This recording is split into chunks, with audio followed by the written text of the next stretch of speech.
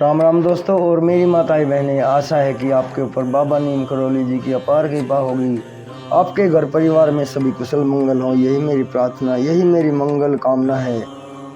मेरे प्रभु श्री राम जी, मेरे बाबा नीम करौली जी आप सभी के घर परिवार में सभी कुशल मंगल रखे। जय राम जी की, जय हनुमान जी की, जय बाबा नीम करौली महाराज जी की। दोस्तों और मेरी माताएं बहनें, आज मैं आपको श्रीमद् वाल्मीकि रामायण अरण्य कांड का 69वां सर्ग सुनाता हूँ।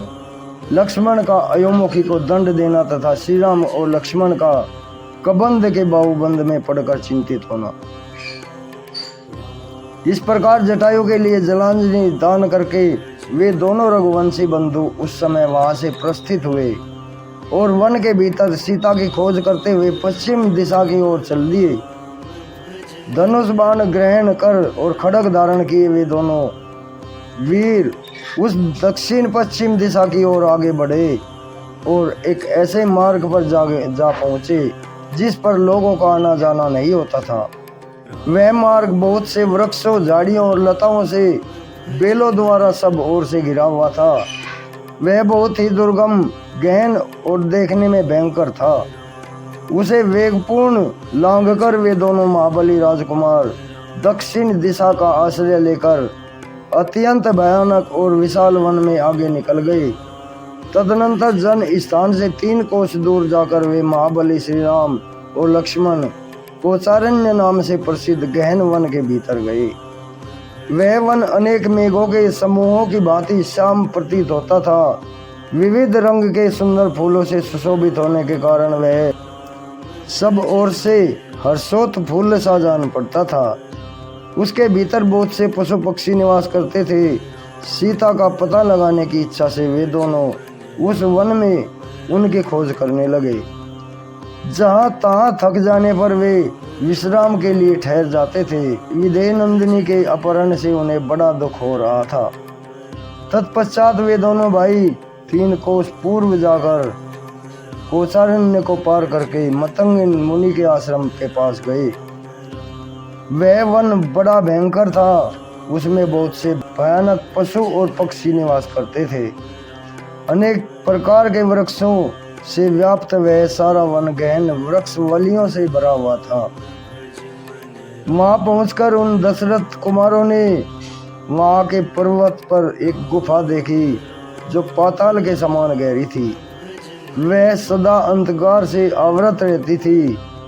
उसके समीप जाकर उन दोनों नरश्रेष्ठ वीरों ने एक विशालकाय राक्षसी देखी जिसका मुख बहुत बड़ा था, विकराल था। वह छोटे छोटे जंतुओं को भय देने वाली थी तथा देखने में बड़ी भयंकर थी। उसकी सूरत देखकर घृणा होती थी। उसके लंबे पेट, तीखी दाढ़ें और कठोर त्वचा थी। वह बड़ी विकराल दिखाई देती थी। भयानक पशुओं को भी पकड़कर खा जाती थी। उसका आकार विकट था और बाल खुले हुए थे। उस कंदरा के समीप दोनों भाई श्री राम और लक्ष्मण ने उसे देखा। वह राक्षसी उन दोनों वीरों के पास आई और अपने भाई के आगे आगे चलते हुए लक्ष्मण की ओर देखकर बोली, आओ हम दोनों रमण करें। ऐसा कहकर उसने लक्ष्मण का हाथ पकड़ लिया। इतना ही नहीं, उसने सुमित्रा कुमार को अपनी भुजाओं में कस लिया और इस प्रकार कहा, मेरा नाम अयोमुखी है। मैं तुम्हें भारी आरोप में मिली हूँ तो समझ लो तुम मेरे प्यारे पति हो। प्राणनाथ वीर, यह दीर्घ काल तक स्थिर रहने वाली आयु पाकर तुम पर्वत की दुर्गम कंदराओं में तथा नदियों तथा तटों पर मेरे साथ सदा रमण करोगे। राक्षसी के ऐसा कहने पर शत्रुदमन लक्ष्मण क्रोध से जल उठे। उन्होंने तलवार निकालकर उसके कान नाक काट लिए और स्तन काट डाले। नाक और कान कट जाने पर वह भयंकर राक्षसी जोर जोर से चिल्लाने लगी और जहाँ से आई थी उधर ही भाग गई। उसके चले जाने पर वे दोनों भाई शक्तिशाली श्री राम और लक्ष्मण बड़े वेग से चलकर एक गहन वन में जा पहुंचे। उस समय महातेजस्वी धैर्यवान, सुशील एवं पवित्र आचार विचार वाले लक्ष्मण ने हाथ जोड़कर अपने तेजस्वी भ्राता श्री रामचंद्र जी से कहा, आर्य, मेरी बाईं बाह जोर जोर से फड़क रही है और मन उद्विग्न हो रहा है। मुझे बार बार बुरे शकुन दिखाई देते हैं, इसलिए आप भय का सामना करने के लिए तैयार हो जाइए। मेरी बात मानिए, ये जो बुरे शकुन हैं वे केवल मुझे ही तत्काल प्राप्त होने वाले भय की सूचना देते हैं। इसके साथ एक शुभ शकुन भी हो रहा है। यह जो वचुअल नामक अत्यंत दारुण पक्षी है, यह युद्ध में हम दोनों की विजय सूचित करता हुआ सा जोर जोर से बोल रहा है। इस प्रकार बलपूर्वक उस सारे वन में वे दोनों भाई जब सीता की खोज कर रहे थे, उसी समय वहां बड़े जोर का शब्द हुआ, जो उस वन का विध्वंस करता हुआ सा प्रतीत होता था। उस वन में जोर जोर से आंधी चलने लगी। वह सारा वन उनकी लपेट में आ गया। वन में उस शब्द की जो प्रतिध्वनि उठी, उससे वह सारा वन प्रांत गूंज उठा। भाई के साथ तलवार हाथ में लिए श्री भगवान राम उस शब्द का पता लगाना ही चाहते थे कि एक चौड़ी छाती वाले विशाल राक्षस पर उनकी दृष्टि पड़ी। उन दोनों भाइयों ने उस राक्षस को अपने सामने खड़ा पाया। वह देखने में बहुत बड़ा था, किंतु उसके ना मस्तक था ना गला, कबंध धड़ मात्र ही उसका स्वरूप था। उसके पेट में ही मुंह बना था। उसके सारे शरीर में पैने और तीखे रोए थे। वह महान पर्वत के समान ऊंचा था। उसकी आकृति बड़ी भयंकर थी। वह नील मेघ के समान काला था और मेघ के समान ही गंभीर स्वर में गर्जना करता था। उसकी छाती में ही ललाट था और ललाट में एक ही लंबी चौड़ी तथा आग की ज्वाला के समान दहकती हुई भयंकर आँख थी, जो अच्छी तरह देख सकती थी। उसकी पलक बहुत बड़ी बड़ी थी और वह आँख भूरे रंग की थी। उस राक्षस की दाढ़ें बहुत बड़ी थी तथा वह अपनी लपलपाती हुई जीभ से अपने विशाल मुख को बारंबार चाट रहा था। अत्यंत भयंकर रीछ, सिंह, हिंसक पशु तथा पक्षी, ये ही उसके भोजन थे।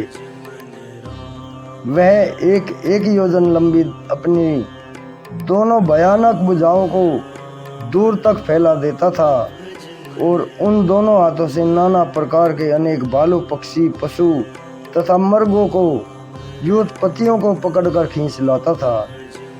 उनमें से जो भी उसे भोजन के लिए अभीष्ट नहीं होते थे, उन जंतुओं को वह उन्हीं हाथों से पीछे धकेल लेता था। दोनों भाई श्री राम और लक्ष्मण जब उसके निकट पहुंचे, तब वह उनका रास्ता रोककर खड़ा हो गया। तब वे दोनों भाई उससे दूर हट गए और बड़े गौर से उसे देखने लगे। उस समय वह एक कोस लंबा जान पड़ता था। उस राक्षस की आकृति केवल कबंध धड़ के समान ही थी, इसलिए वह कबंध कहलाता था।